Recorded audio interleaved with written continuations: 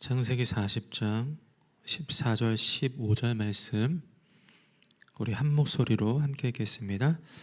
당신이 잘 되시거든 나를 생각하고 은혜를 베풀어서 내 사정을 바로에게 아뢰어 이 집에서 나를 건져 주소서. 나는 히브리 땅에서 끌려온 자요 여기서도 옥에 갇힐 일은 행하지 아니하였나이다. 아멘. 요셉은 뭐 누구나 좋아하는 성경 인물이죠. 특히나 이제 학생들은 아마 1순위로 이 요셉을 성경 인물 중 1순위로 꼽지 않을까 생각이 듭니다. 그래서 보면 예전에 이제 학생들이 막 그런 얘기들을 종종 해요. 나도 요셉처럼 꿈을 꿀 거야. 나도 어느 대학에 갈 거야. 나는 형모양처가 될 거야. 뭐 이런 얘기들을 이렇게 하면 저는 이제 초치는 걸 좋아해서 이렇게 가서 한마디 던져요. 성경에 요셉이 뭐가 되겠다고 말한 적 한 번도 없는데 그래서 그런지 애들이 저를 잘 피해 다녔던 것 같아요. 요셉은 뭔가를 이루어내는 꿈의 사람이 아니었죠. 하나님께서 요셉을 통해 하고자 하시는 일들을 이루어내신 비전의 사람이었습니다. 그래서 성경에 보면 37장, 창세기 37장부터 50장까지 요셉의 이야기가 쭉 큰 서사처럼 이렇게 기록이 되어 있어요. 근데 우리가 저도 그렇지만 잘 모르는 부분이 무엇이냐면 요셉이 항상 믿음이 좋았던 건 아닙니다. 한번 크게 휘청한 적이 있거든요. 그 사건 속으로 우리가 좀 들어가서 요셉이 그 상황을 어떻게 잘 대처하고 이겨냈는지 거기에서 우리가 어떤 신앙의 교훈을 배울 수 있는지 좀 살펴보면 좋을 것 같습니다. 요셉은 형들에게 이제 팔려서 보디발의 집에 노예로 이제 가게 되죠. 그의 나이 17살 때입니다. 그가 이제 애굽의 총리가 됐을 때 30살이라고 기록하고 있기 때문에 13년 동안 노예로 그리고 감옥의 죄수로 이렇게 살았던 거죠. 그렇게 보디발의 집에서 여러 가지 이제 잡다한 일을 하다가 이제 안주인의 모함에 의해서 이제 감옥에 내던져지게 됩니다. 억울하죠. 자기가 잘못한 게 없는데 자기가 죄인이라고 죄값을 치르라고 하니까. 근데 그가 이제 감옥에 들어갈 당시 우리가 흔히 이제 뭐 교도소라고 생각하는 그런 분위기는 아니죠. 3500년 전 그 이집트 고대 사회 아무리 이 왕의 귀족들 이런 죄수들이 갇힌다고 하더라도 지하 감옥에 차디찬 바닥에 더럽고 오염되고 그런 비좁은 공간에 요셉이 이제 갇히게 됩니다. 근데 그럼에도 불구하고 하나님께서 그와 함께 하셔서 그 감옥 안에서 이제 죄수들을 관리하고 이제 재반 업무, 이제 행정일을 이제 맡아서 하게 됩니다. 그러다가 이제 공무원 두 사람이 그 감옥으로 오게 되죠. 술 맡은 관원장과 떡 굽는 관원장입니다. 이들의 지위가 상당히 높은데 왜냐하면 술과 떡을 왕에게 바친다는 것은 그만큼 왕의 생명과 안전과 이렇게 직결되기 때문이죠. 무슨 영문인지 이제 어떤 죄를 저질렀는지 모르겠는데 이제 옥에 갇히게 됩니다. 그러다가 이제 두 사람이 꿈을 꾸죠. 요셉이 이제 그 꿈을 해석해 주는데 술 맡은 관원장의 꿈에 대해서 이러이러하다라고 이제 풀이를 해주면서 이제 복직될 거다라고 얘기를 하죠. 다시 관직으로 갈 거야 이렇게 얘기를 합니다. 그때 아마 요셉이 그 마음에 욕심이 생겼던 것 같아요. 이거 기회다. 그래서 그 술 맡은 관원장에게 이런 얘기를 합니다. 오늘 본문입니다. 14절 15절에 보면은 그 요셉이 당시 어떤 심정이었는지 되게 잘 보여줍니다. 14절 당신이 잘 되시거든 나를 생각하고 내게 은혜를 베풀어서 내 사정을 바로에게 아뢰어 이 집에서 나를 건져 주소서. 건져 주소서는 구약 성경의 구원이라는 말의 용어예요. 하나님께서 출애굽할 때 이스라엘 백성들을 이끌어 인도하여 냈다라는 하고 같은 용어입니다. 그러니까 지금 요셉이 지금 막 살려달라고 애걸복걸하고 있는 거죠. 근데 그 대상이 누구냐면 하나님이 아니죠. 바로에게 왕에게 가서 자기 잘 얘기해서 이 감옥에서 좀 나오게 해주세요, 이렇게 지금 이야기하고 있는 거예요. 이 상황에서 요셉의 신앙의 상태가 어떤지를 보여주는 대목이죠. 15절에도 보면 나는 히브리 땅에서 끌려온 자여, 형들한테 배신당하고 지금 억울하게 옥살이를 하고 있는 거죠. 여기서도 옥에 갇힌 일은 행하지 아니하였나이다. 지금 모함에 의해서 자기가 여기 와 있다라고 지금 이 심정을, 결백함을 토로하고 있는 것입니다. 성경에서 요셉이 이렇게까지 절절한 소망을 드러낸 적이 없어요. 그만큼 자기의 현실이 지옥처럼 너무 힘들다라는 것을 보여주고 있죠. 그런데 이런 요셉의 기대는 순식간에 절망으로 바뀌어 버립니다. 23절, 창세기 40장 23절에 보면 술 맡은 관원장이 이제 관직에 복귀를 하고 나서 어떤 일이 있었냐면, 술 맡은 관원장이 요셉을 기억하지 못하고 그를 잊었더라라고 얘기하죠. 요셉은 사람에게도, 뉘앙스를 보면 하나님에게도 잊혀졌습니다. 그는 몸도 마음도 신앙도 무너졌죠. 우리의 상황도 좀 비슷할 때가 있는 것 같아요. 우리도 바라는 점이 있고 이걸 좀 해야 되겠다, 또 하나님 앞에 작정기도 하면서 이런 뜻을 하나님께 관철시키기도 하는데, 보면 종종, 자주 그러죠. 그 뜻이 가로막힐 때가 있어요. 저도 막 이렇게 사역을 하거나 특히 이제 사역지를 구하거나 예전에 있었던 사건들을 이렇게 보면은 막 엎드려서 하나님께 간구함에도 불구하고 그게 잘 안 되는 경우가 많더라고요. 그럴 때 보면은 막 실망감이 크죠. 왜냐하면 하나님이 침묵하시는 것 같거든요. 하나님이 아무것도 안 하시는 것 같거든요. 하나님께 잊혀졌다라고 여겨지기 때문이죠. 그러면 목회자건 아니건 믿음이 여지없이 흔들려 버립니다. 여러분의 믿음은 어떠합니까? 이런 순간이 찾아오면 우리는 어떻게 해야 할까요? 그 상황에서 어떻게 해서든 우리가 믿음의 옷깃을 여매고 다시 일어나야 할 텐데, 우리가 요셉의 이 대처하는 그런 모습을 통해서 좀 배워봤으면 좋겠습니다. 성경 이야기로 돌아가 보면 요셉이 그렇게 잊혀졌죠. 세월이 흘렀습니다. 창세기 41장 1절에 보면 2년이 지났다고 되어 있어요. 2년 동안 어떻게 살았을지 대충 짐작이 되죠. 요셉이 그렇게 갈망하던 일들이 확 꺾여버린 그 이후의 삶이란 녹록지 않았을 것 같아요. 그렇게 시간이 흐르고 바로 왕이 꿈을 꿉니다. 근데 그 꿈을 이제 해석해 줄 수 있는 사람이 아무도 없는 거예요. 그때 이제 술 맡은 관원장이 2년 전에 있었던 사건이 기억이 난 거예요. 그 히브리 사람 요셉이 기억이 난 거죠. 그래서 바로 왕이 요셉을 불러다가 부릅니다. 그리고 요셉이 수염을 깎고 옷을 다시 입고 바로 왕 앞에 서서 이제 이야기를 합니다. 무슨 이야기를 했을까요? 그 상황을 거쳐온 다음에 요셉이 처음 했던 말이 무엇일까요?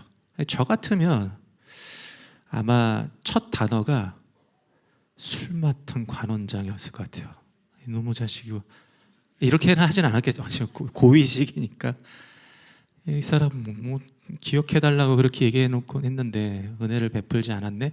이게 앙금이 저는 남아있을 것 같아요. 혹은 2년 동안 막 골골하면서 막 그냥 눈에 생기도 돌지 않고 기력이 없이 바로 왕 앞에 서는 것이 아마 일반적이지 않을까 싶습니다. 그런데 요셉이 바로 왕 앞에서 이렇게 얘기합니다. 창세기 41장 16절 말씀, 우리 함께 한 목소리 읽어보겠습니다. 시작.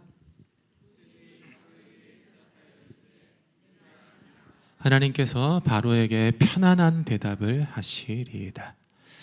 지금 요셉이 누구 앞에 서 있냐면 절대 권력자 앞에 서 있어요. 그 말 한마디에 사람을 죽이기도 하고 살리기도 하는 그 사람 앞에서 뭐라고 얘기하냐면 하나님께서 편안한 답변을 주실 것입니다, 이렇게 하고 있죠.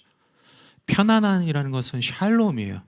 하나님께서 평안하게 하실 것입니다, 이렇게 이야기하고 있어요. 당당하죠? 담대하죠? 억울한 표정으로 울먹거리지도 않았습니다. 겁을 먹지도 않았어요. 자기의 처지를 이렇게 만든 인간들을 찾지도 않았죠. 그렇게 하나님을 선언하고 있습니다. 신앙이 완벽하게 회복이 된 것이죠. 무슨 일이 있었을까요? 사실 요셉이 한 건 없습니다. 감옥에 있을 때 하나님께서 요셉을 다룬 거예요. 그것이 바로 하나님께서 요셉을 구원해내신 사건이에요. 이 부분을 좀 함께 들여다보려고 하는데, 우리가 구원이라고 하면 영적인 것도 있지만 우리가 겪는 환난, 문제로부터 자유롭게 되는 거, 혹은 문제가 해결되는 거, 이게 이제 구원이라고 생각을 하죠. 직장을 찾다가 에이 몰라 했는데 하나님께서 떡하니 딱 맞는 회사에 들어가게 하셔서 할렐루야, 이런 거잖아요. 회사에서 어떤 동료가 계속 괴롭히는데 하나님께 엎드려 기도하고 또 기도했더니 전출을 가버린 거예요. 하나님 구원해 주셨네, 이런 거죠. 열심히 막 공부했더니 하나님께서 떡하니 대학에 붙여주셨네. 이런 어떤 우리가 구원이라는 것을 내 삶의 환경에서 어려움으로부터 내가 해결받는 것, 내 마음이 편안해지는 것, 그런 상황으로부터 벗어나는 것, 이런 생각을 우리가 가지고 있죠. 그런데요, 때때론 하나님의 구원이 외부가 아니라 우리 안에서도 일어납니다. 이를 잘 보여주는 예가 마가복음 6장에 나와요. 거기에 보면 제자들이 이제 밤중에 배를 저어가다가 이제 강한 바람, 풍랑을 만나죠. 이 갈릴리 호수가 아래로 이렇게 200m 밑으로 들어가 있기 때문에 협곡을 따라오르는 이 바람이 이렇게 회오리 바람을 일으킨다고 합니다. 그러니까 사방에 막 물이 튀고 막 이게 파도가 쳐서 배 안으로 들어오고 막 파손될 그런 위험에 처해 있는 거예요. 그때 예수님께서 물 위로 걸어 오시면서 하셨던 첫 마디가 무엇입니까? 바람아 잠잠하라 하지 않으셨어요? 이는 내니 두려워하지 말라고 했어요. 그리고 이 장면 한번 그려보세요. 그 제자들은 물에 막 쫄딱 젖어 있고 막 두려워 떨고 있고 막 불안하고 심란해 있는데, 예수님께서 오셔서 그들이 안고 있는 가장 큰 문제인 바람을 없애주신 게 아니라 그들의 마음을 다스려 주셨어요. 안심해, 괜찮아, 폭풍이 몰아쳐도 평안할 수 있어 라고 이야기하는 것이죠. 오늘 본문에 하나님께서 요셉에게 하신 일이 꼭 이와 같습니다. 그가 감옥에 갇혀 있을 때 하나님은요, 그를 감옥에서 끄집어내는 구원이 아니고요, 감옥이라는 환경, 그 처절한 환경 속에서 그의 마음을 구원시킨 거예요. 이를 어떻게 알 수 있냐면, 요셉이 뒤에 첫째 아들을 낳고 그 이름을 므낫세라고 짓는데, 이 이름의 뜻이 이렇습니다. 창세기 41장 51절 말씀 보면, 요셉이 그의 장남의 이름을 므낫세라 하였으니 하나님이 내게 내 모든 고난과 내 아버지의 온 집 일을 잊어버리게 하셨다 하며, 창세기 40장 23절에 술 맡은 관원장이 잊었다라는 것과 철저하게 대칭이 되고 있죠. 대조가 되고 있습니다. 하나님께서 자기의 모든 고난을 생각에서, 감정에서, 마음에서 싹 지워버리신 거예요. 이 사건이 어디에서 일어나는 것이냐면, 그가 감옥 안에서 술 맡은 관원장에게 나 좀 꺼내달라고, 나 좀 데려가달라고, 구원해달라고 외쳤던 그 자리에서 하나님께서 그 마음을 구원하여 주신 거예요. 그가 겪는 슬픔, 억울함, 부당함, 분노, 미움, 괴로움, 심지어 그를 그렇게 만든 술 맡은 관원장, 모함한 보디발의 아내, 옆에서 지켜만 보고 있던 보디발, 그리고 그를 배신한 형들까지 이 마음에서 하나님께서 지워버리신 거예요. 하나님은 그를 감옥에서 끄집어내는 구원이 아니라 감옥 가운데서 마음을 구원해 주신 거예요. 너를 더 이상 올가맬 것은 없다. 너가 괴로워할 것은 없다. 너가 불안해하고 두려워할 것은 없다라고 말씀하는 것이죠. 여기서 우리는요, 우리의 신앙을 이렇게 흔들어대는 주요한 원인을 발견하게 돼요. 그거는요, 우리의 기도가 하나님께 응답되지 않거나 내가 어떤 뜻을 하나님께 이루어달라고 얘기할 때 그것이 막혔기 때문이 아니고요, 그 상황에 내 안에 나를 올가매는 미움과 분노와 상처와 아픔과 특히 사람이 이 안에 자리 잡고 있기 때문에 우리는 현실에서 뭔가가 잘 해결돼도요 여전히 앙금이 남아있어요. 그 인간에 대해서.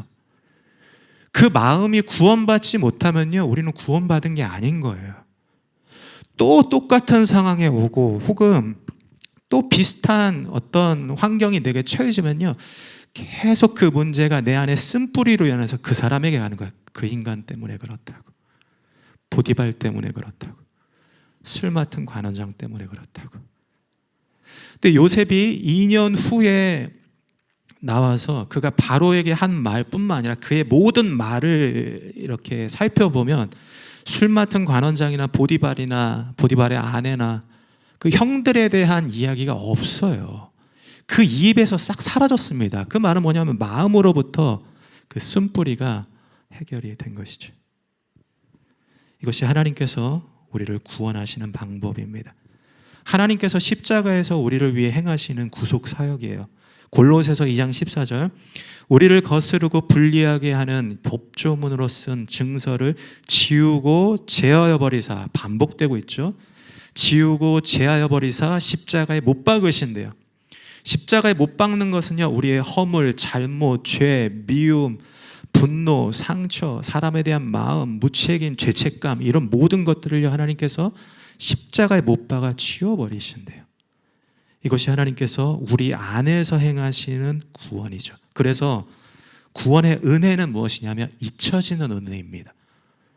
잊을 수 있으면 구원이 일어난 거예요. 더 이상 그 사람에 대한 미움이 사라지면요 내 안에서 하나님께서 구원의 역사를 만들어가고 있는 것이죠. 우리 사랑하는 성도님들, 무엇이 여러분의 마음을 붙들고 있습니까? 여러분에게 어떤 쓴뿌리가 있습니까? 혹시 여러분의 마음에 술 맡은 관원장이 남아있진 않습니까? 감히 나를 무시해?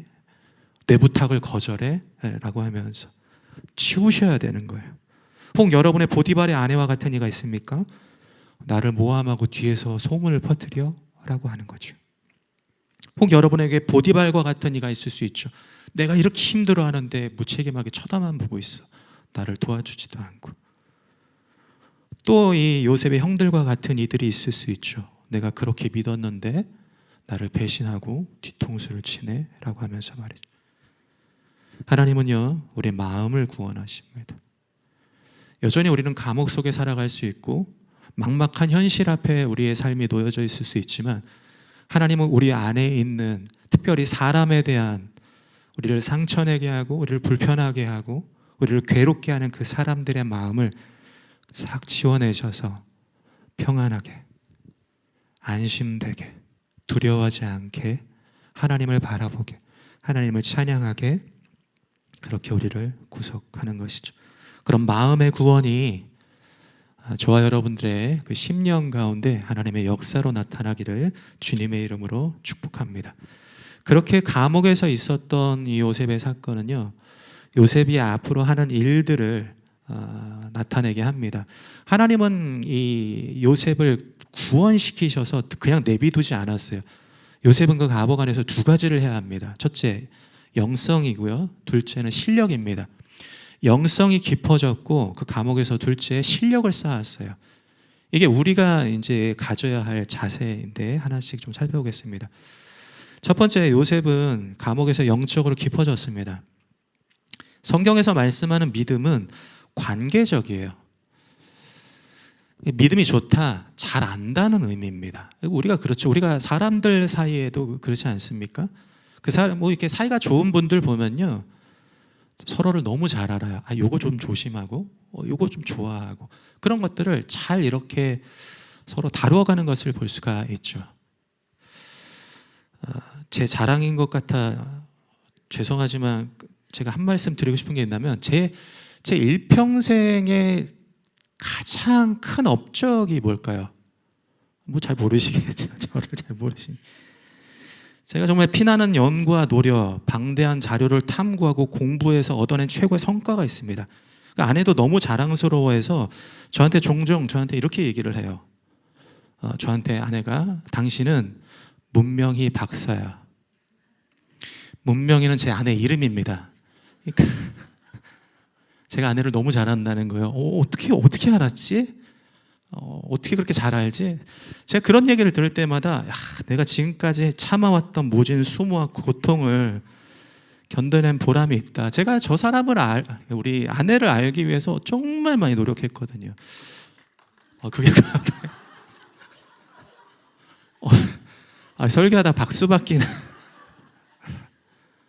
그쵸, 박수 받을 제 박수 받을 이게 가정 환경, 형편, 교육, MBTI부터 분석해서 저 사람이 왜 저런 행동을 하지? 막 그렇게 노력을 해서 그 결실이 지금 무슨 말 하는지 모르겠는데, 관계가 서로 이제 이게 하나님과의 관계도 그렇지만 하나님과의 관계를 들어가기 전에 사람과의 관계가 우리 하나님과의 사이에서의 관계를 설명을 해주거든요. 그러니까 사람하고 사이가 좋아야 돼요. 그래서 좀 권해드리고 싶어요. 우리 아내, 남편분들 배우자의 박사가 되셔야 돼요. 아내 박사, 남편 박사. 서로 공부하셔야 되고요.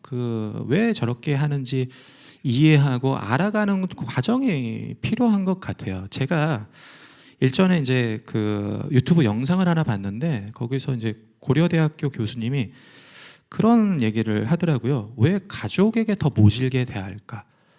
왜 가족하고 이렇게 부닥침이 훨씬 더 많을까? 이렇게 질문을 했을 때 그 답을 이렇게 제시하더라고요. 가족을 나와 동일시하기 때문이다. 저 사람이 나라고 생각하는, 우리가 실수하고 잘못하고 그러면 내 자신의 자책을 많이 하잖아요. 그런 모습이 아내나 남편이나 이제 자식을 통해 보이는 거예요. 그래서 더 많이 화가 난다라고 얘기를 해요. 그러면서 이제 조언하기를 다른 것을 인정해야 사이가 좋아진다고 합니다. 내 아내랑 남편이 달라. 저 사람은 나와 다른 환경에서 자랐고 다른 교육을 받았고 다른 생각을 하고 있어라는 걸 받아들여야 사이가 좋아진다고 해요. 그러니까 배워야 된다는 거죠. 배우자뿐만 아니라 자녀도 그렇습니다. 요즘 우리가 태어나는 아이들은요, 이제 AI를 손에 들고 공부를 할 거예요.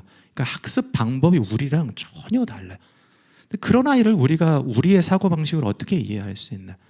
그러니까 그 아이가 배우는 문화, 교육, 또 가치관, 이 시대의 흐름, 이런 것들을 우리가 같이 공부해야 한다는 것이죠. 그게 가정 안에서 좋은 관계를 만들어가는 자세라고 저는 생각합니다. 이제 뒤에를 얘기하려고 앞에를 너무 길게 얘기했는데, 이런 맥락은 하나님과의 관계에서도 마찬가지예요. 알아야 돼요. 근데 보통 사람은요, 이게 정보를 이렇게 얻어서 잘 몰라요. 이게 부딪혀봐야 알아요. 그러니까 저도 아내랑 이렇게 살다 보면 언제 아내를 많이 알냐면 저랑 이렇게 다툴 때 알더라고요. 그러니까 이게 아내가 싫어하는구나. 이렇게 좀 부딪혀봐야 배우고 알아가고 습득이 되더라고요. 이것이 왜 하나님께서 우리를 이 시대에 감옥에 두는 그 이유를 설명해 줍니다. 하나님께서 왜 요셉을 그냥 두셨을까요? 그냥 끄집어내셔도 됐잖아요. 거기에 내버려 두셨습니다. 거기서 계속 다루게 하신 거예요. 뭘 다루게 하신 것입니까? 하나님을 알게 하는 거예요. 내가 생각하는 것이 하나님의 생각과 다르구나. 내 뜻이 꺾여버렸네? 그럼 하나님의 뜻과 상반되는구나. 이런 것들을 계속 알아가게 하시는 거죠. 이 과정을 통해서 요셉이 창세기 41장 16절에 이제 바로 앞에 이제 얘기를 하죠. 하나님께서 바로에게 편안한 대답을 주시리라, 이렇게 얘기를 해요. 근데 여기 하나님이라는 용어가 히브리어로 엘로힘입니다. 창세기 1장 1절에 나오죠. 태초에 하나님이 천지를 창조하시니라. 여기 하나님의 엘로힘이에요. 그러니까 요셉이 뭘 얘기하고 있냐면 자기가 고난의 터널을 쭉 지나와서 보니까 하나님께서 모든 것을 창조하신 하나님이 다 주관하고 있었다는 거예요. 하나님의 섭리 안에 있었다는 거예요. 하나님의 계획, 하나님의 준비하심. 나는 너무 처절하게 힘들고 고통스럽고 어려웠는데 그게 아니라 하나님께서 이 과정을 통해서 나를 다루어 가신다는 것을 엘로힘이라고 고백하는 거예요. 창조주 하나님이, 모든 것을 다스리신 하나님이 하실 것이다 라고 고백하는 것이죠. 하나님과 더 친밀한 교제가 있었던 것이고요, 그 안에서 영성이 깊어진 것입니다. 저는 저와 여러분에게 이런 축복이 있기를 소망합니다. 때론 뜻하는 바가 이루어지지 않아도, 낙담할 일이 있어도 그 속에서 역사하신 하나님을 보고 듣고 배우고 입으로 선포하십시오. 그 고통이 오는 건요, 하나님이 나를 힘들게 하시기 위함이 아니라 하나님이 어떤 분인지를 알게 하시는 거예요. 그래서 입술을 열어서 고백하게 하는 거죠. 병상에 누워 계시는 분들, 하나님은 낫게 하시는 치료의 하나님이, 여호와 라파의 하나님인 거예요. 관계가 깨어져 다툼이 있는 분들, 하나님은요 십자가로 화목하게 하시는 분이, 그걸 알게 하시는 거죠. 외로움에 홀로 계시는 분들, 하나님은 어딜 가든 함께 하시는 임마누엘의 하나님, 하나님이 내가 어디에 있든지 나와 동행하시는구나 라고 고백하게 하시는 거예요. 억울하고 부당한 대우를 받는 분들, 하나님은 공의의 하나님이십니다. 하나님의 재판은요 정확합니다. 영적 전쟁 가운데 이 힘겨워하시는 분들, 하나님은 하늘의 모든 군대와 세력을 이끄시는 만군의 하나님이시죠. 눈물과 상실로 아파하는 분들, 하나님은 모든 눈물 닦아주시는 위로의 하나님이시며, 죄책감으로 스스로 자책하시는 분들, 하나님은 우리의 죄를 짊어지고 가시는 대속하여 주시는 하나님이시죠.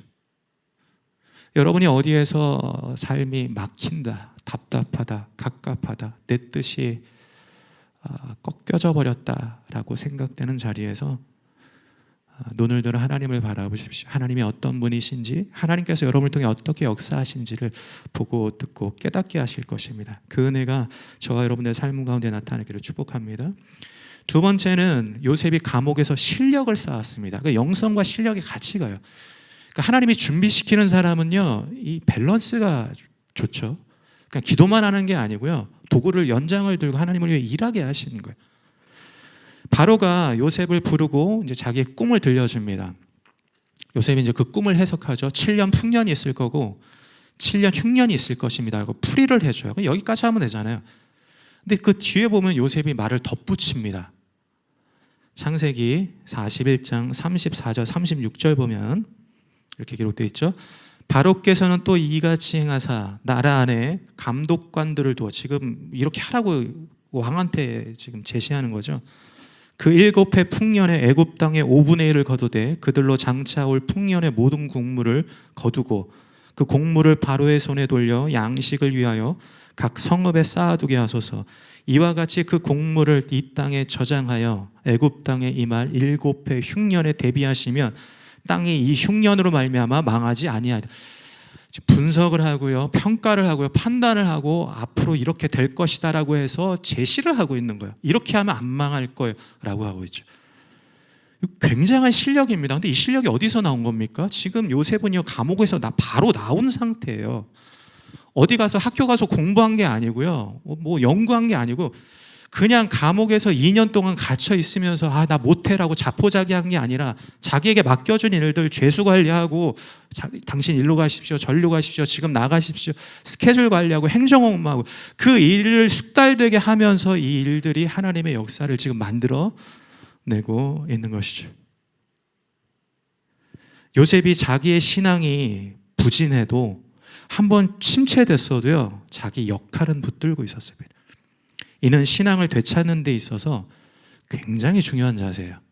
제가 요즘 이제 슬럼프에 관한 자료와 책들, 이제 뭐 논문이나 이런 걸 계속 참고하고 있는데, 그 중에 하나가 역할과 슬럼프의 관계가 있습니다. 그러니까 사람이요 뭘 하다가 그만두잖아요.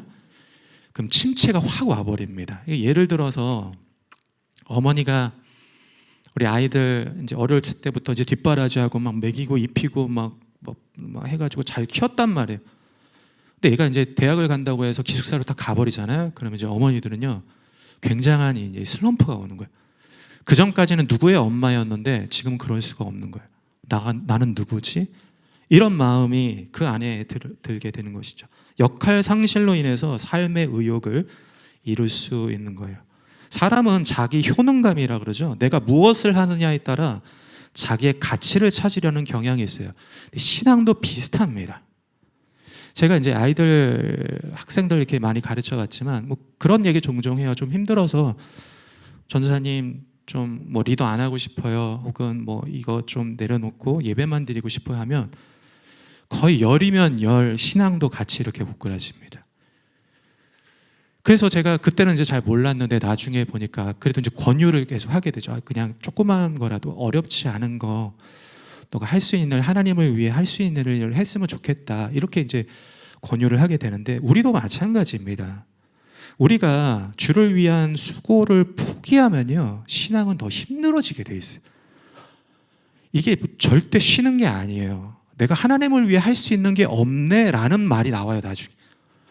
내가 쓸모가 없나? 이런 생각들이 든단 말이죠. 그래서 우리는요, 무슨 일이 있어도요, 특별히 이제 신앙적으로 막 휘청휘청하고 침체가 되는 순간 가운데는 내 할 역할을 찾아야 돼요. 하나님께서 내게 주신 달란트, 뭐 큰 일 말고요, 뭐 대단한 일 뭐 아니어도 내가 눈에 보이는 것, 내가 할 수 있는 것, 내가 감당할 수 있는 일, 하나님께서 마음 주시는 것, 보게 하시는 것, 저거 아닌데, 그런 자리로 하나님께서 부르시죠. 가서 그럼 그 역할들을 조그맣게 감당을 하셔야 돼요. 그래서 내가 이 교회를, 이 가정을 하나님께서 하나님의 공동체로 나를 통해서 세워 가시는구나 라는 자기 효능감이, 신앙적 효능감이 거기에서 오는 것이죠. 그래서 보면은 저는 우리 온누리 비전교회가 너무 좋아요. 소망이 저는 달란트도 많고요, 성도님들이. 특별히 이제 성격적으로, 성품적으로 제가 다녀본 교회 중에 가장 뛰어나세요. 너무 온유하시고 마음을 품을 수 있는 그릇과 이해 용납의 그릇이 넘단 말이에요. 그러면 준비가 이미 된 거예요. 지난주 이제 토론토에서 좀 반가운 손님들이 좀 방문을 했어요. 한 제자는 자기가 이제 결혼을 했다고 뭐 저보러 온 건 아닌데 여기 행궁동 구경하러 왔다가 저보러 온 건 아니고 겸사겸사해서 이제 교회 또 한번 했었고, 또 뭐 일전에 몇 번 언급드렸던 이제 부장 집사님, 중고동부 사역하면서 부장 집사님 같이 열심을 냈던 부장 집사님이 지난주 오늘도 이제 일부 예배 오셨었는데, 이렇게 식사하면서 얘기를 하면 이구동성으로 교회가 너무 좋다는 거예요. 부장 집사님은 저를 좀 끔찍이 생각하셔서 좀 걱정을 많이 하셨다는 거예요. 우리 목사님 미움받으시면 안 되는데, 성도님들 그러시면 안 되는데, 뭐 그러고 왔는데 딱 보니까 성도님이 너무 좋다는 거예요. 그러면서 이제 하나 에피소드를 얘기를 하시더라고요. 이제 지난 주일날 일부 예배 때 이렇게 와서 교회도 좀 둘러보고 이렇게 위층으로 올라가서 그 화장실을 찾고 있는데 이게 보이지 않아가지고 어느 한 남자 성도님에게 이게 묻는 게 어렵잖아요. 화장실이 어딥니까? 라고 물어봤더니 그분이 이제 층을 내려와서 1층 저쪽에 끝에 있는 화장실까지 가가지고 이렇게 인사를 꾸벅 이렇게 허리를 굽혀서 하시는데 너무 이게 당혹스럽기도 하고, 어떻게 이런 교회가 있지? 막 이런 생각을 하시면서 막 이렇게 칭찬을 하시더라고요. 누구십니까? 제가 뭐 진짜세요? 잘못 사드릴 뻔했네요, 제가 음료수를. 혹시 계시면 저한테 손을 들어주면 제가 음료수 한 잔 제가 사드리면서 새가족 팀 꼭 하시라고 제가 이야기 너무 잘 어울리실 것 같은데, 제가 이렇게 보면 우리 이 교회 안에만 있잖아요. 근데 이렇게 외부에서 오신 분들에게 보면 교회가 아름답대요. 우리는 이 안에서 뭐 지지고 볶고 하겠지만 교회 오셔서 우리 성도님들 모습 보고 또 예배하고 기도하고 또 이렇게 아이들 막 뛰어놀고 카페에서 이렇게 담소 나누고 하는 그 모습들이 너무 좋다고들 이렇게 하시더라고요. 그냥 보면서 저도 그렇고 내가 너무 이 안에 이렇게 들어가가지고 너무 이렇게 안 좋은 모습들, 안 좋은 생각들만 하고 있는 거 아닌가, 그런 생각을 개인적으로 좀 많이 하게 되었습니다. 우리 성도님들이 하나님께서 이렇게 주신 은사와 달란트들이 다 있으시단 말이에요. 그걸 가지고 특별히 우리가 이제 요셉과 같이 뭐 침체라면 침체일 수 있지만 제가 개인적으로 생각하기에는 지금 회복이 되고 있다고 보거든요. 좋아지고 있고, 그러니까 이런 상황 가운데서 우리가 손을 보태셔야 합니다. 우리가 지금 스가랴 말씀을 묵상하고 있죠. 제가 스가랴 새벽 설교를 하면서 왜 하나님께서 이 설교를 하게 하실까? 성전을 건축하다가 못해 하고 14년 동안 그냥 연장을 내려놨거든요. 근데 그런 이스라엘 백성들을 향해서 손을 견고히 하라, 연장 다시 들어라, 교회를 건축하라, 교회를 보수하라, 교회를 세워나가라, 이런 얘기를 계속 하시거든요. 근데 그 말씀을 하신 걸 들으면서 하나님께서 저에게도 주시는 말씀인 것 같고 우리에게 주신 하나님의 음성이지 않을까.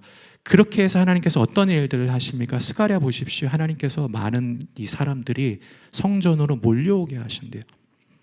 이방인 10명이 유대인 한 사람 붙들고 야 너만 은혜 받지 말고 나도 좀 데려가.